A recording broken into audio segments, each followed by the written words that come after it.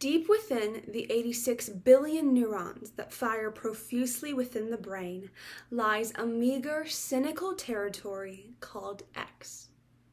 Cramped between the regrets of yesterday and the worries of tomorrow lies nothingness, the unknown. It's like that moment before the big drop on the roller coaster where you're held at the top for what seems like an eternity, probably regretting all of your life decisions. The creaking of the tracks reminds you that the drop will happen at some point, but for now, there is just nothingness. We make sense of this still vacancy by labeling it as fear or excitement or suspense. But at the end of the day, it's nothingness. X, the space between a fulfilled conscience and a troubled soul. X is always haunting us. It whispers tenderly when we ask ourselves, what am I doing with my life? What is this all for? So what? It's terrifying to say out loud, but we don't know. We never know, and that's because of X. The goal is a fulfilled conscience. To be able to go to bed at night feeling complete and accomplished, to have the so what question answered. But X is conveniently blocking the solution, leaving only troubled souls. The people who spend their entire life chasing numbers and trying to crack the code so that X will open its golden gates. The crystal castle of a fulfilled consciousness is awaiting us right behind the barrier of X, but we fall victim to the plans of mediocrity.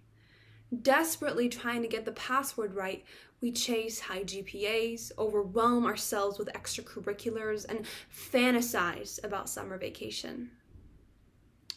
As creatures of habit, we grow comfortable in this routine, and the fulfillment is now the cup of coffee on a Monday morning that helps us get through the day. We are left again with the so what question.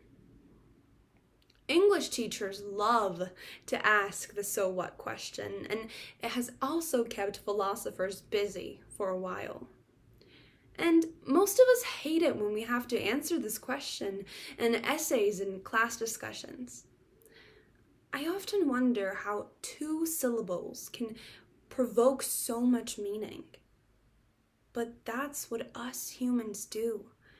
We like to live with intention and stress meaning, making sense of every conversation and justifying every questionable outfit choice. How many times have you replayed a conversation in your head? Or obsess over what could have been if you said or done something different? We do it more often than we expect. Whether it's questioning an Instagram post or scrolling through months of text messages to try to read into. It is imprinted in the human DNA. And emphasizing meaning is part of a long list of distractions that make up the rose-colored glasses that overlook X. Among this list includes obsessing over social media followers, comparing the sizes of our houses, and wondering when we can afford to get the new iPhone. X is so vast that we have made it into a villain. We fear the unknown because what if we fail? What if the monsters under the bed do exist? What if it's scary? We ask, so what, in the place of what if, to seem academic and sane rather than hopeless and confused.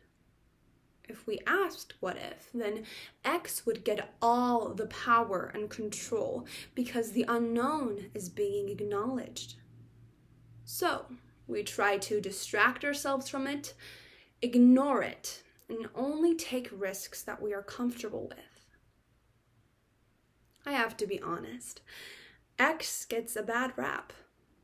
Its frightening nature overpowers its beauty, a spectacular mirage that is only revealed when nothingness is embraced. Instead of doing everything possible to distract from X, let's confront it. Now, I'm definitely not a confrontational person, but I have come face to face with the unknown, letting go of all other distractions that I had bound myself to. I deleted all of my social media for a year, traded my smartphone for a flip phone, and forced myself to live with the unknown. And it was surprisingly magical. The thing about nothingness is that it's nothing. X gave me the courage to put aside the arbitrary chase of grades and followers because I could finally escape the crippling fear of failure. After all, if I was left with failure or rejection, I had the fluffy cloud of nothingness to catch me. Once we look the crisscross shape right in the eye, everything is placed into perspective, reminding us that our current situation isn't the final destination. There's nothing wrong with wanting to exceed all the avenues that we embark on, but the race towards first place becomes problematic when we merely live to climb mountains. In times of hopeless desperation for that 4.3 GPA or 1600 SAT score, remember that we are climbing a lattice, not a ladder.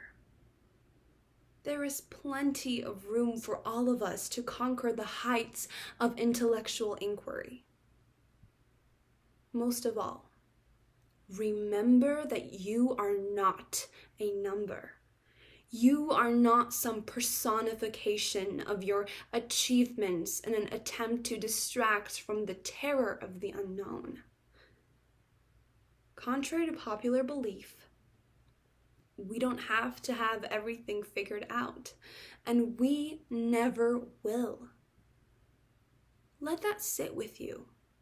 We will never have everything figured out. X makes it possible to acknowledge the vacancy that follows us around and be okay with it. Sit still, even for just a moment, and be okay with just being you. Rather than being discouraged by it, let's proudly wear our scarlet X's. For the present moment is too precious to be spent worrying about what the unknown is. Let us wrap a soft blanket around X, cherish it, be frightened by its beauty, feel its liberation, and thank it for this moment. Because every second spent admiring its crisscross shape is one more moment that we are alive. Breathing in oxygen and breathing out the endless possibilities that life has in store for us.